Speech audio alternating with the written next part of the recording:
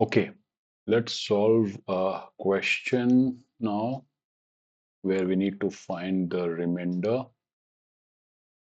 when 8 factorial is divided by 11. Now, a thing to note here is that we are dividing by 11, which is a prime number. And from our previous discussions, we know that if p minus 1 factorial is divided by a prime number p, then it gives a remainder of p minus 1. And we also saw that if p minus 2 factorial is divided by the same prime number p, then the remainder is always 1. Okay, so how can we use this to our advantage here for this question?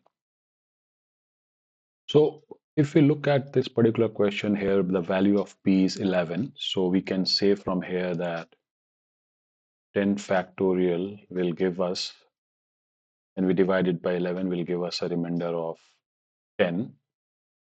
Okay, let's say remainder is 10. And this one means 9 factorial will give us a remainder of 1 when divided by 11. Okay, so now how can we use this to our advantage? All right, so if you look at, so we can take either of these and solve this problem. So let's say if we are to take the second one, 9 factorial by 11, giving 1 as remainder as the starting point and then try to solve, we can do that as well. So how can we write 9 factorial in terms of 8 factorial? So 9 factorial is nothing but 8 factorial multiplied 9, right? The same as 9 factorial. Now the question is the same as saying if we divide this by 11, the remainder should be 1, right? That's what we know from here. Okay.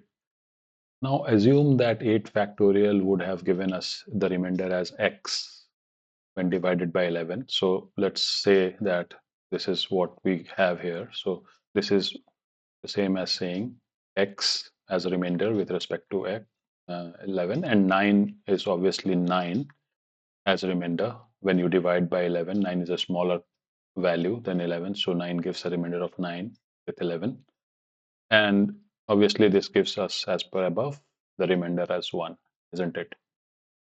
All right, now if you look at 9, how far is it from 11 on the number line? It's minus 2, right? So if I say that remainder is 9 when divided by 11 is same as saying the remainder is minus 2 when divided by 11, isn't it? Theoretically speaking.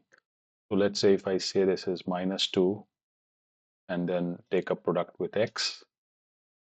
So x multiplied minus 2, these are remainders. When you divide by 11, gives us a remainder of 1.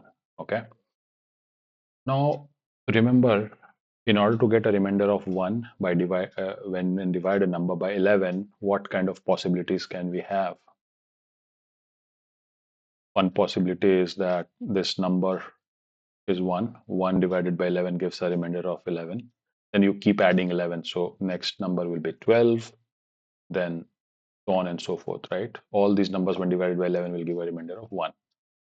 Okay, so if let's say we take an example of 12, okay, 12 is a friendly number here. So for the left hand side to give a product of 12, what should be the value of x? So x should be minus 6, isn't it? So minus 6 minus 2 is 12. So x should be equal to minus 6 with respect to 11. So x, remember, is a remainder of minus 6 with respect to 11, which is the same as saying if you have a number line and if you have 11 and if you go 6 units towards your left, what do we get at? We will get at 5, isn't it? So x is equal to minus 6, which is minus 6 as a remainder, is the same as saying that the remainder is 5. And therefore, the answer to this question is 5. Now we could have arrived at this by using the first rule as well. So for example, let's do that quickly. So 10 factorial can be written as 8 factorial multiplied 9 multiplied 10. This is our 10 factorial. And we know that by 11 divided by 11, we get a remainder of 10. Okay. Now, let's say 8 factorial gives a remainder of x. Let's say y in this case. And we have a 9 and a 10 with respect to 11. So 9 is minus 2 away from 11 and 10 is minus 1 away from 11. Okay, we can put it like that. So minus 2, 9 remainder is the same as saying minus 2 remainder with respect to 11. So remember, we are always talking with respect to 11, right? That's why these numbers. And 10 is at a distance of minus 1 from 11 on the number line. Okay, so this when divided by 11 also gives us 10 as remainder. Minus 2 into minus 1 is 2. So y multiplied 2 when divided by 11 is giving us 10. What must be that y that will give us 10 as remainder when multiplied with 10? So this is easy. From here we get y is equal to 5 as well. In which case the remainder to the original problem here comes out to be 5 as the right answer. Thank you.